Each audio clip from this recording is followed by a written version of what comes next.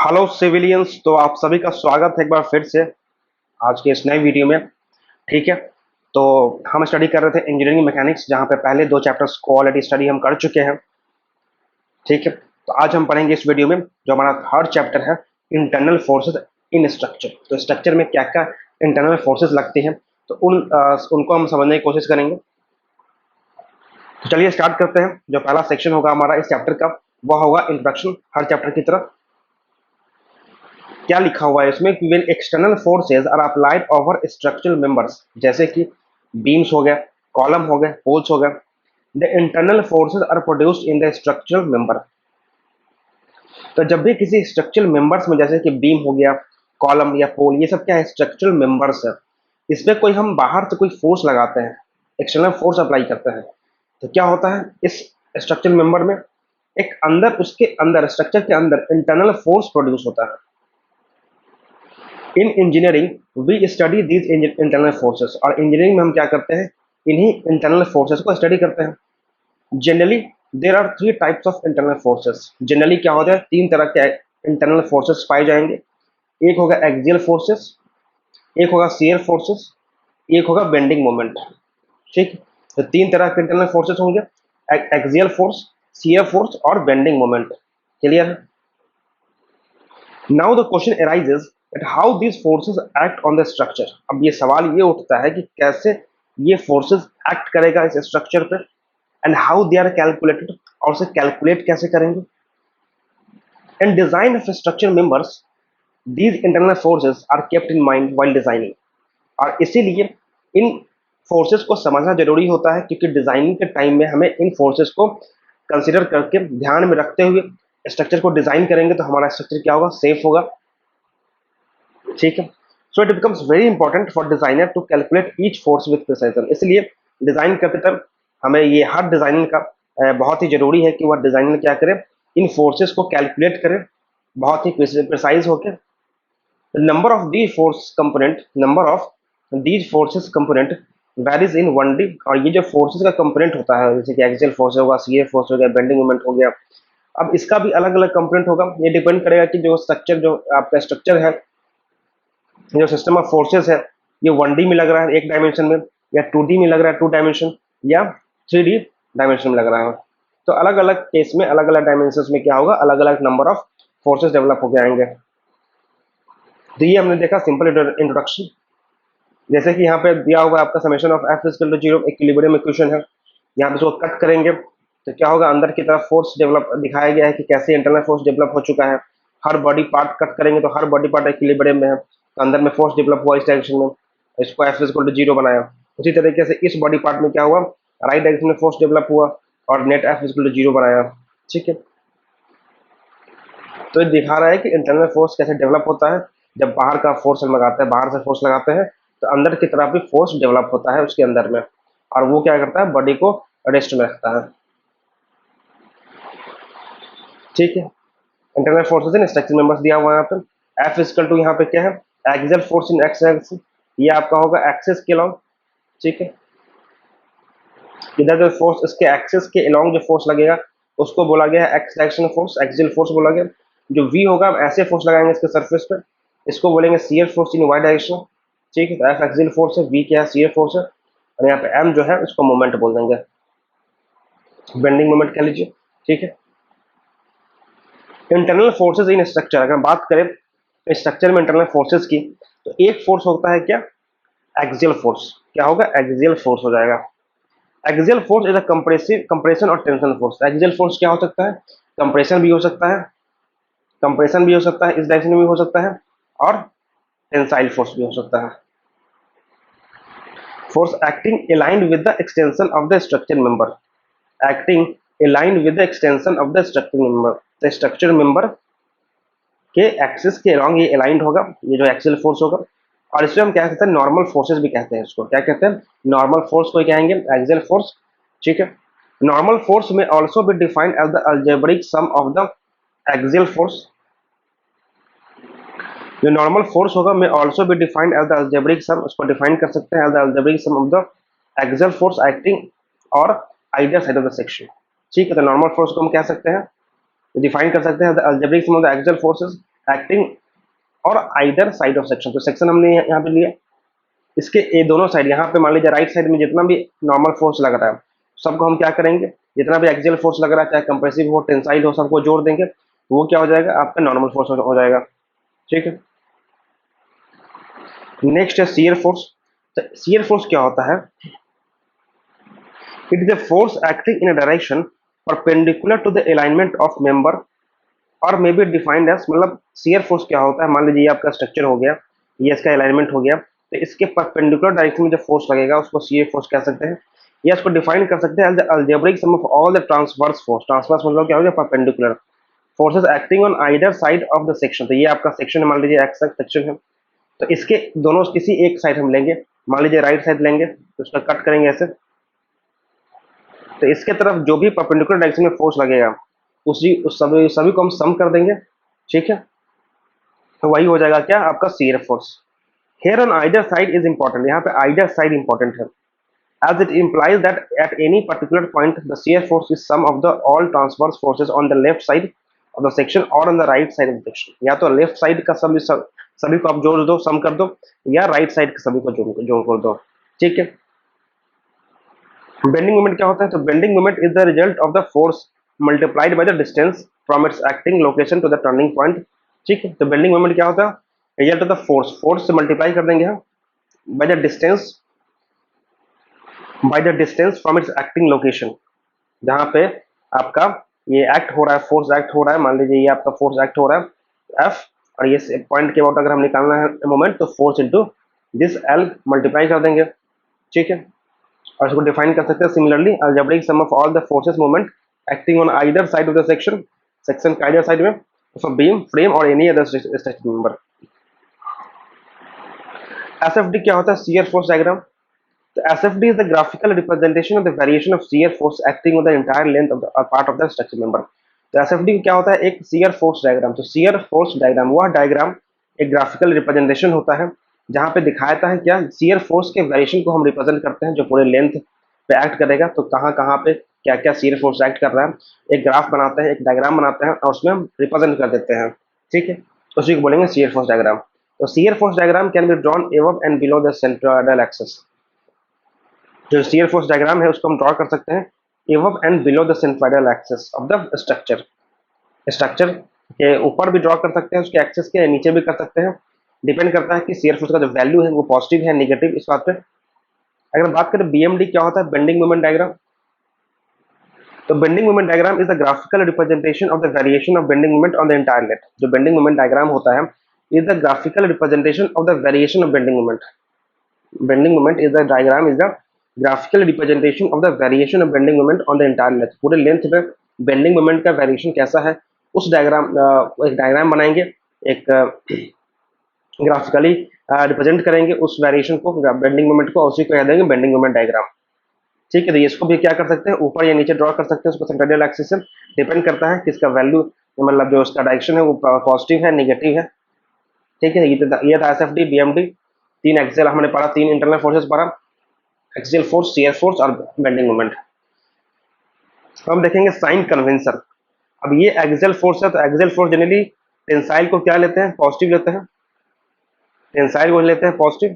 ठीक है, वही जो कंप्रेसिव फोर्स लगेगा अंदर की तरफ इसको बोलेंगे हम नेगेटिव। ये एक्सियल फोर्स का साइन कन्वेंशन देख लीजिए। Shear force as per convention, if axial force अगर टेंसाइल है तो उसको बोलेंगे हम पॉजिटिव, एक्सियल फोर्स अगर कंप्रेसिव है तो उसको हम बोल देंगे नेगेटिव। अगर हम देखें शियर फोर्स के बारे में, तो शियर फोर्स अगर ये आपका डायरेक्शन होगा लेफ्ट सेक्शन के लेफ्ट साइड में अपवर्ड को हम पॉजिटिव बोलेंगे और सेक्शन के राइट साइड में डाउनवर्ड को पॉजिटिव बोलेंगे।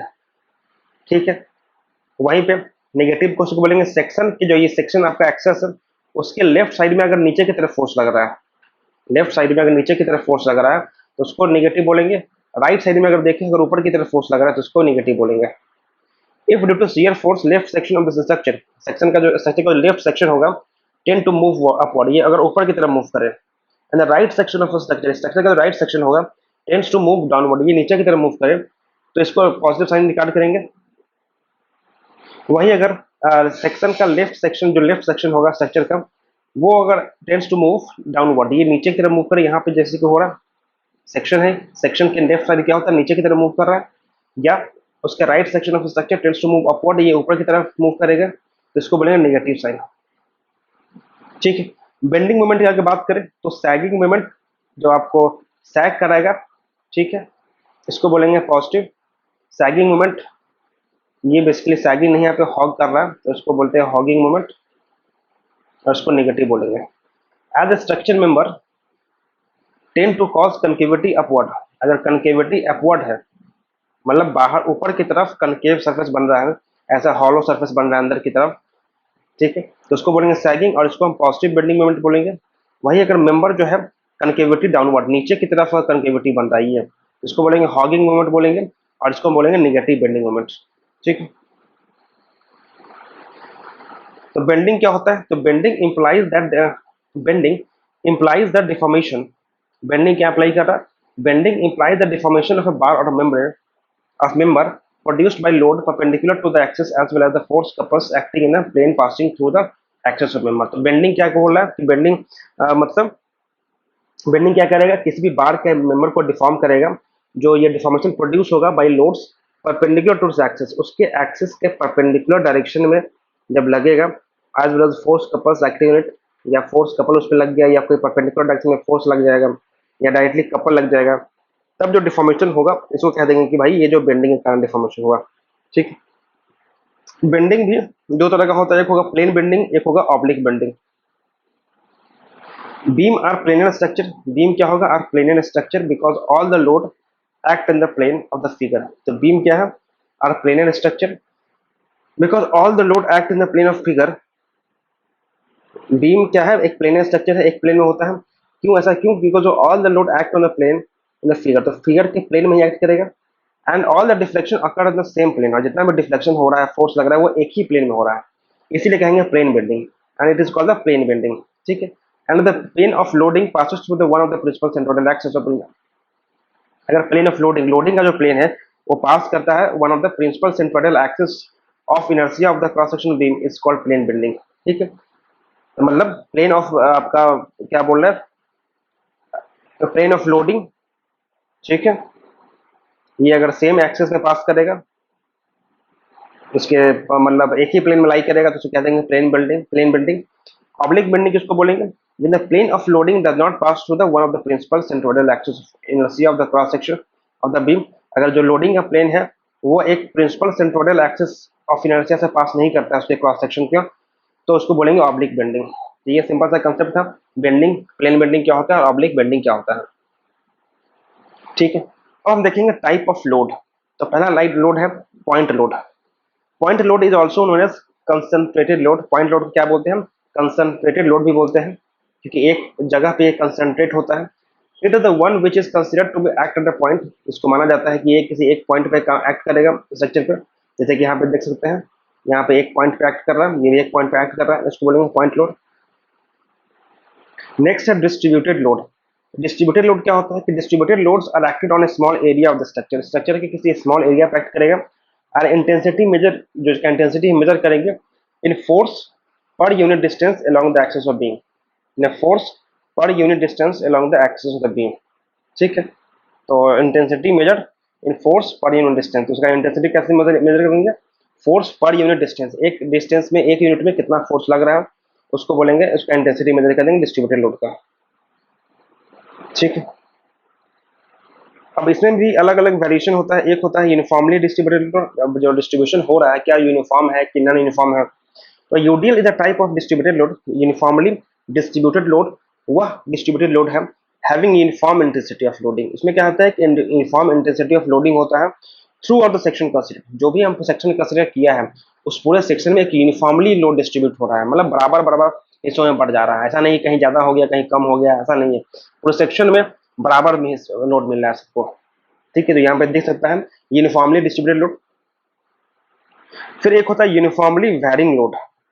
This is type of distributed load in which the intensity of load varies from one into another as shown in the figure. तो यूनिफॉर्मली वैरी, तो ये वैरी कर रहा है लेकिन यहाँ वैरी करने का रेट कांस्टेंट है, इसको इसलिए बोल दिया हम यूनिफॉर्मली वैरिंग।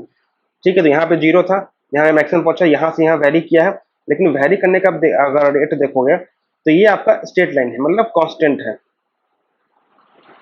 तो ये हमने लोड देखा, एक पॉइंट लोड देखा, डिस्ट्रीब्यूटेड लोड देखा। डिस्ट्रीब्यूटेड में दो तरह के होते हैं, यूडीएल यूनिफॉर्मली डिस्ट्रीब्यूटेड, एक होता है यूवीएल यूनिफॉर्मली वैरिंग लोड। तो हम देखेंगे टाइप ऑफ सपोर्ट। तो एक होता है hinge support. At hinge support structure is free to rotate but translational displacement is not possible. Hinge support में क्या है, यहाँ पे देख सकते हैं, ये रोटेट तो कर सकता है, यहाँ पे बॉडी को रोटेट करने के लिए अलाउ कर देगा, लेकिन जो ट्रांसलेशन डेवलपमेंट डिस्प्लेसमेंट होगा एक्स डायरेक्शन में या वाई डायरेक्शन में, ये अलाउ नहीं करेगा। इसको बोलेंगे हिंज सपोर्ट। अगर हम बात करें रोलर सपोर्ट की, the end of the beam is free to rotate about the hinge. Hinge के अबाउट अगर फ्रीली रोटेट कर सकता है beam, and have translational displacement along the plane of rolling. और रोलिंग का जो प्लेन है उसके अलोंग एक ट्रांसलेशनल डिस्प्लेसमेंट भी कर सकता है, तो उसको बोलेंगे रोलर सपोर्ट। मतलब ये रोटेट भी कर सकता है और इधर मूव भी कर सकता है इस डायरेक्शन में, प्लेन ऑफ रोलिंग में। इसको बोलेंगे रोलर सपोर्ट। फिक्स सपोर्ट किसको बोलेंगे? Support at which neither rotation not translational displacement is possible called fix support. वह सपोर्ट जहां पे नहीं तो रोटेशनल और ना ही ट्रांसलेशनल डिस्प्लेसमेंट पॉसिबल हो, उसको बोलेंगे फिक्स सपोर्ट। ठीक है, यहाँ पे दिया हुआ है आपका रोलर सपोर्ट हो गया। रोलर सपोर्ट में क्या होगा, अगर रिएक्शन की बात करें, चूंकि देखो रिएक्शन कैसे डेवलप करता है, जहां पर रिस्ट्रिक्शन होगा वहीं पे रिएक्शन होगा। तो रोलर सपोर्ट में क्या है कि आपको रोटेट कर सकता है, इधर मूव कर सकता है, तो यहाँ पे कोई रिएक्शन नहीं आएगा। मूव करना है तो कर जाओ, कोई दिक्कत थोड़ी ना है। रोटेट करना है, घूमना है तो घूम जाओ। दिक्कत आएगा जहाँ पे डिस्प्लेसमेंट अलाउ नहीं होगा। तो वाई डायरेक्शन में यहाँ पे अलाउ नहीं होगा, यहाँ पे अलाउ नहीं होगा, तो मतलब रिस्ट्रिक्शन है। रिस्ट्रिक्शन है, मनाही है, तो मनाही है तो एक रिएक्शन आ जाएगा, उसी को बोलेंगे वी ए। उसी तरह हिंज सपोर्ट की बात करें, तो हिंज सपोर्ट में क्या है, यहाँ पे रोटेशन अलाउ कर दिया सपोर्ट की, भाई तुम घूमना है तो घूम जाओ, क्योंकि घूमने के लिए अलाउ कर दिया रोटेशन के लिए, तो कोई रिस्ट्रिक्शन नहीं है। रिस्ट्रिक्शन नहीं है तो कोई रिएक्शन नहीं है। लेकिन जब जब इधर एक्स डायरेक्शन में या वाई डायरेक्शन में ट्रांसलेशन मूवमेंट करना चाह रहा है स्ट्रक्चर, तो उसको मना कर रहा है, तो मना कर रहा है तो रिस्ट्रिक्शन है, तो रिएक्शन देना पड़ेगा। तो रिएक्शन देगा तो वी ए आ गया, टू रिएक्शन सपोर्ट, और एच ए आ गया। फिक्स सपोर्ट में है, कहीं अलाउ नहीं कर रहा है, बोले कहीं नहीं जाना है, ना घूमना है ना चलना है, तो एम ए, तो तीनों रिएक्शन देगा, थ्री सपोर्ट रिएक्शन। ठीक है, चलिए अब आगे के कंसेप्ट है relationship between bending moment, shear force and load. चलिए जो नेक्स्ट है हमारा relationship between the bending moment, bending moment के बीच के relationship, shear force and load. तो बेंडिंग मोमेंट, शियर फोर्स और लोड के बीच में रिलेशन देखते हैं। तो सिंपल डेरिवेशन है, डेरिवेशन तो इंपॉर्टेंट नहीं है, जस्ट लास्ट वाला फॉर्मूला आएगा उसको ध्यान में रखिएगा। For determining the relation between load W, shear force V and bending moment M, we consider a simply supported beam subjected to uniformly distributed load throughout the span. तो हमने क्या consider किया, एक सिंपली सपोर्टेड बीम कंसिडर किया जहां पे UDL लग रहा है, यूनिफॉर्मली डिस्ट्रीब्यूटेड लोड पूरे स्पैन में। ठीक है, अब क्या करेंगे कि हम स्ट्रिप ऑफ लेंथ जिसका dx होगा उसको कंसिडर करेंगे, which is x distance far from the left and, जो क्या होगा लेफ्ट एंड से x डिस्टेंस पे होगा। ठीक है, let the shear force and bending moment at a section located at distance x from lead support will be, shear force मान लीजिए कहाँ पे x डिस्टेंस में v है, और यहाँ पे आपका v दिया हुआ है और m होगा बेंडिंग मोमेंट।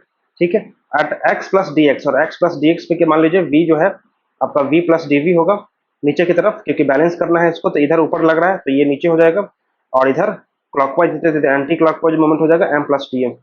ठीक है, तो टोटल लोड इस पे एक्ट करेगा स्ट्रिप पे, वो आएगा w, इसका dx लेंथ हो गया, w dx लोड एक्ट करेगा। ठीक है, तो bending moment at section x plus D x, अगर बेंडिंग मोमेंट निकालेंगे हम section x plus D x पे, तो M x plus D x क्या होगा, एम एम तो ये हो जाएगा आपका, क्योंकि अगर हम राइट क्लॉक वाइज को पॉजिटिव माने तो एक एम आ गया, ये पॉजिटिव, माइनस फिर वी डी एक्स, वी आपका फोर्स लग रहा है, तो फोर्स इंटू डिस्प्लेसमेंट होता है। ठीक है, तो डी एक्स मल्टीप्लाई कर देंगे तो वी डी एक्स आ जाएगा, minus W D X into D X by two आ गया, ये जो यूनिफॉर्मली यूडीए लग रहा है तो डब्ल्यू डी एक्स ये टोटल लोड हो गया, और फिर डी एक्स बाई टू, इसको सेंटर में मान लेंगे कि सेंटर पे एक्ट हो रहा है। ठीक है, तो क्या करेंगे माइनस, या इक्वेशन आ जाएगा, ठीक, ये आ जाएगा, तो M x plus D X, तो value of W D X के बाद टू, ये जो आएगा वो बहुत ही छोटा होगा, तो उसका क्या करेंगे हम नेगलेक्ट कर देंगे। ठीक है, तो ये M x plus D x क्या है, एम प्लस डी एम है, और ये आ जाएगा M plus V D X के बराबर, ये कट गया तो M plus V D X equal to M x plus D X आ गया, और अब M x plus D x क्या है, एम प्लस डी एम है। और ठीक है, तो यहाँ पे अगर इधर हम ले जाएंगे इसको, तो क्या आ जाएगा, ये एम एम कट जाएगा, तो dm by dx is equal to vx, तो dm by dx is equal to vx, मतलब shear force is equal to आपका हो जाएगा slope of bending moment diagram, simple. तो slope of bending moment diagram that will give a vx। चलिए question देखते हैं। implies the first derivative of bending moment, bending moment, यहाँ पर bending moment है, यहाँ पे क्या है, डेरिवेटिव कर रहा है, पहला डेरिवेटिव हो गया with respect to the distance, distance के रिस्पेक्ट में हम करेंगे, which is equal to the shear force, जो शियर फोर्स के बराबर होगा। ये इक्वेशन 3.1 हो गया। And this equation also suggest that the slope of moment diagram, जो मोमेंट डायग्राम का स्लोप होगा एट अ पर्टिकुलर सेक्शन और पॉइंट इज इक्वल टू, किसी पर्टिकुलर सेक्शन पे या पॉइंट पे जो बेंडिंग मोमेंट डायग्राम का स्लोप होगा वो शियर फोर्स के बराबर होगा। तो डेल्टा एम यहाँ से आ जाएगा, डेल्टा एम निकालना होगा चेंज इन बेंडिंग मोमेंट। तो क्या करेंगे, इधर वी एक्स डी एक्स को उधर लेंगे और इसको इंटीग्रेट कर देंगे, ठीक है। तो वी एक्स डी एक्स को इंटीग्रेट करेंगे तो मतलब shear force S F D दिया हुआ है, शियर फोर्स डायग्राम कि दो पॉइंट के बीच में एरिया अगर हम निकाल लेते हैं तो वो आ जाएगा चेंज इन बेंडिंग मोमेंट, ठीक है। फिर इक्वेशन 3.2 है, state the change in moment equation, state the change in the moment equal to the area under the shear force diagram. Similarly, the shearing force at the section x plus dx is given as, जो state the change in the moment, जो moment में change होगा equal to क्या होगा, area under the shear force diagram। तो shear force diagram का जो area निकालेंगे वही आ जाएगा चेंज इन मोमेंट। तो V X plus D X equal to क्या होगा, V minus W D x, क्या होगा, V minus W D X. तो V plus D F, X plus D F क्या होगा यहाँ पे, v प्लस डी एफ है, डी वी होगा जो x प्लस डी एक्स पे, और ये बराबर होगा v माइनस डब्ल्यू एक्स, यहाँ v भी कट गया तो डी वी अपन डी एक्स क्या आ गया, माइनस डब्ल्यू एक्स, ठीक है। तो एस एफ डी का जो स्लोप निकालेंगे वो माइनस ऑफ लोड जो उस पॉइंट पे एक्ट कर रहा है, तो लोड के अबाउट हो जाएगा। तो implies that the first derivative of the shearing force, तो शियरिंग फोर्स का जो पहला डेरिवेटिव होगा with respect to distance is equal to the intensity of distributed load, distributed load के इंटेंसिटी के बराबर होगा पहला डेरिवेटिव शियर फोर्स का। उसी को अगर हम इधर ले जाएंगे, इंटीग्रेट कर देंगे लोड को विथ रिस्पेक्ट टू एक्स, तो आ जाएगा डेल्टा वी, मतलब अगर हम लोड लोड का आपका डायग्राम दिया हुआ है, लोडिंग डायग्राम, तो उसको एरिया निकालेंगे तो आ जाएगा क्या, शियर फोर्स आ जाएगा, चेंज इन शियर फोर्स आ जाएगा। State that the change in shear force is equal to the area under load diagram, मतलब जो चेंज इन शियर फोर्स, तो शियर फोर्स में जो चेंज होगा is equal to the area under load diagram, तो load diagram के अंदर जो एरिया होगा वही आपका होगा चेंज इन शियर फोर्स। तो डी स्क्वायर, ये आपका अगर उस मोमेंट डायग्राम को डबल डेरिवेटिव निकाल लेंगे, डबल डेरिवेटिव निकाल लेंगे तो ये आपका दे देगा क्या, डब्ल्यू एक्स लोड डायग्राम दे देगा। implies that the second derivative of bending moment का जो सेकंड डेरिवेटिव होगा with respect to distance is equal to the intensity of distributed load, ठीक है। तो सेकंड जो bending moment diagram, bending moment का जो सेकंड डेरिवेटिव निकालेंगे वो बराबर किससे होगा, डिस्ट्रीब्यूटेड लोड के इंटेंसिटी के बराबर। अब यहाँ पे कुछ क्वेश्चन प्रैक्टिस के लिए दिया हुआ है, जैसे कि यहाँ पे निकालना है आपको, find the axial force in the fixed bar at a point B and F. तो बी कहाँ पे है, यहाँ पे बी है और यहाँ पे एफ है, तो यहाँ पे आपको निकालना है क्या, एक्सियल फोर्स, तो निकाल लेंगे, ठीक है। एफ पे निकालना है